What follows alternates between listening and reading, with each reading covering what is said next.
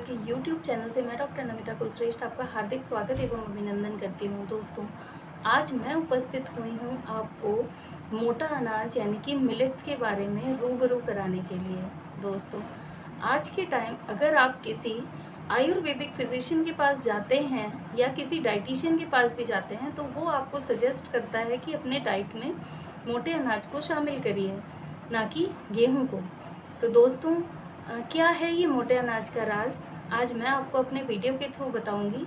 लेकिन सबसे पहले मैं आपसे एक छोटी सी रिक्वेस्ट करना चाहूँगी कि अगर अभी तक आपने मेरा चैनल सब्सक्राइब नहीं किया है तो फटाफट सब्सक्राइब बटन दबाइए, बेल आइकन को क्लिक करिए, जिससे कि फ्यूचर में आने वाले अपडेट्स आपको मिलते रहें। और कमेंट बॉक्स में कमेंट लिख के मेरी हौसला अफजाई ज़रूर करिएगा। दोस्तों, तो आइए जानते हैं क्या है मिलेट्स। मिलेट्स यानी कि मोटा अनाज बेसिकली ग्रासी प्लांट्स होते हैं जो कि फैमिली पोएसी को बिलोंग करते हैं। इनके जो सीड्स होते हैं बहुत ही बारीक होते हैं और इनको पुअर मैन्स फूड यानी कि गरीबों का अनाज भी कहा जाता है, या इनको कोर्स सीरियल यानी कि रफ सीरियल्स भी कहा जाता है।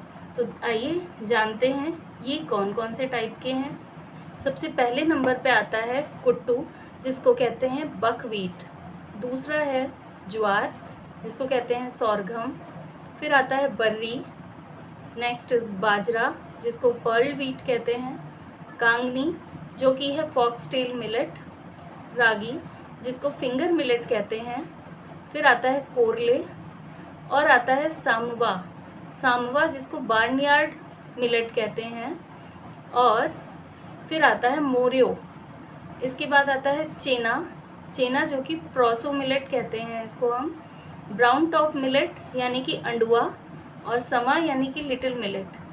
तो दोस्तों, आपने देखा कितने तरीके के मिलेट्स हमारे इर्द गिर्द हैं, पर शायद इनमें से कुछ ही हम जानते हैं। दोस्तों, मिलेट्स हमारे शरीर में ऐसा क्या करती है कि हम सेहतमंद हो जाते हैं और बीमारियों से कोसों दूर हो जाते हैं। तो आइए जानते हैं इसके बारे में भी। जो मिलेट्स हैं ये जनरली रफ होते हैं, तो हमारे शरीर में मौजूद एक्स्ट्रा कोलेस्ट्रॉल को पिघलाने में बहुत ही अच्छा इनका रोल रहता है।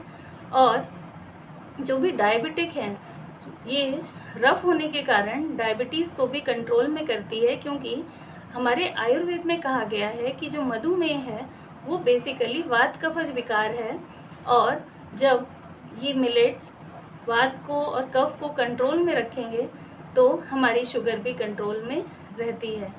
इससे कॉन्स्टिपेशन होने के चांसेस बहुत ही कम हो जाते हैं, क्योंकि इसमें अच्छी अमाउंट में फाइबर रहता है।